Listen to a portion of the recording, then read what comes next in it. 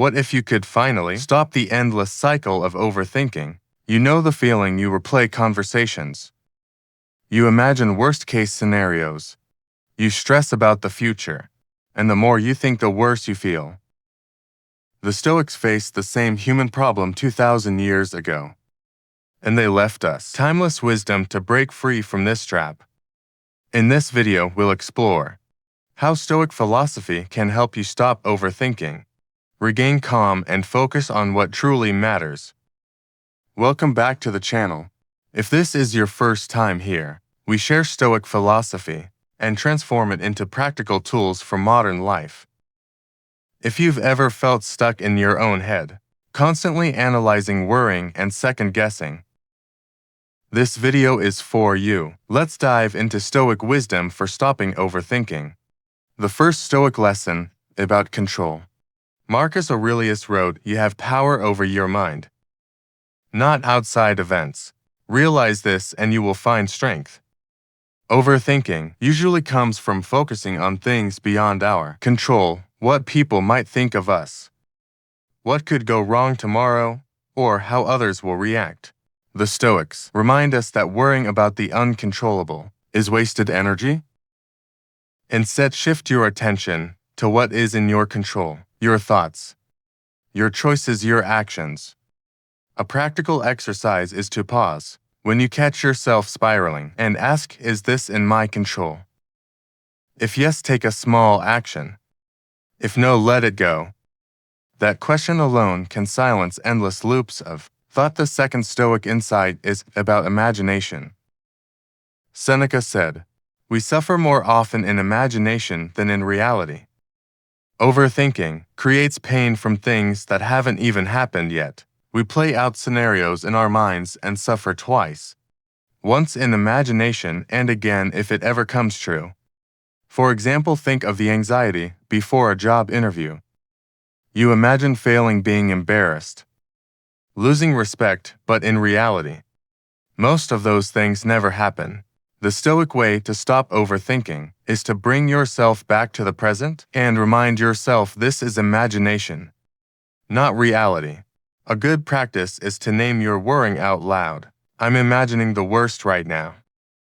That simple act pulls you back to clarity. The third Stoic practice is acceptance. Epictetus taught, "Don't demand that things happen as you wish, but wish them to happen as they do." Overthinking is often resistance in disguise. We want everything to go perfectly, and we run mental simulations, trying to control every outcome. But life isn't under our full control. Accepting reality as it comes frees us from endless mental noise.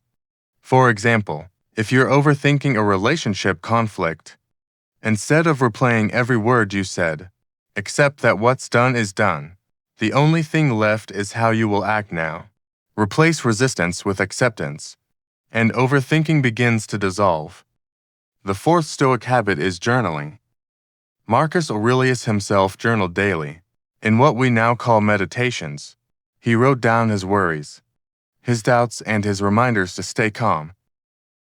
Journaling externalizes thoughts, so they stop swirling endlessly in your head.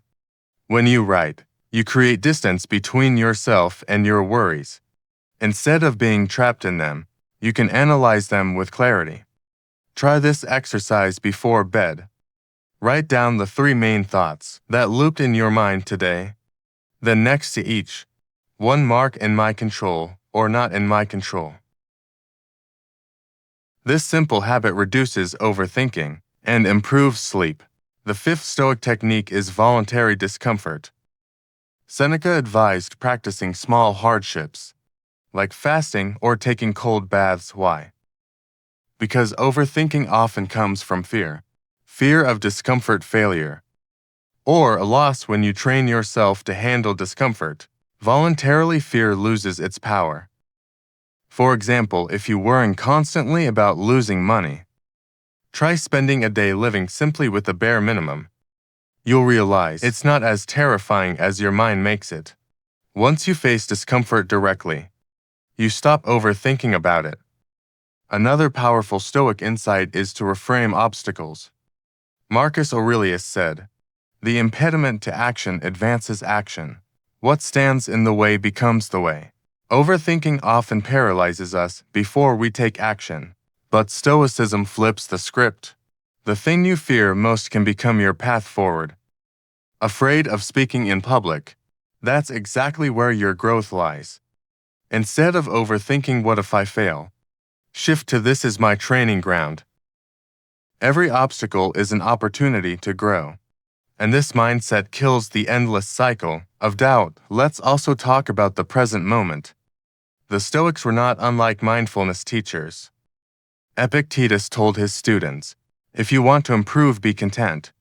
To be thought foolish and stupid about external things. In other words, stop obsessing over every impression you make. Be present with what you're doing. Overthinking drags you into the future, or past presence anchors you in now. Try focusing on your breath, or on the task in front of you. When your mind races, return to the sensation of this moment. Happiness lives in now, not in imagined futures. Here's a quick exercise you can try tonight. To stop overthinking, take a piece of paper and write down your biggest worry right now.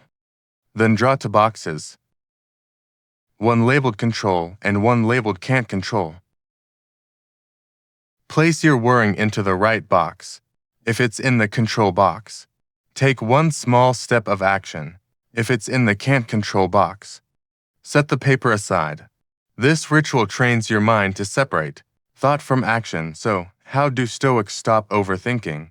By controlling what is theirs to control. By refusing to suffer in imagination. By accepting reality, by journaling to clear their mind.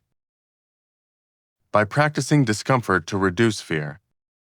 By reframing obstacles. And by anchoring themselves in the present moment. These aren't abstract ideas. They are practical habits you can start today. The next time you catch yourself spiraling in thought, remember the Stoic formula: pause. Ask if it's in your control. Let go of imagination, accept reality, and take one clear action. Overthinking loses its grip when you bring clarity, presence, and courage into the moment. Happiness and calm don't come from thinking more. They come from thinking less. But thinking better, that's the Stoic way.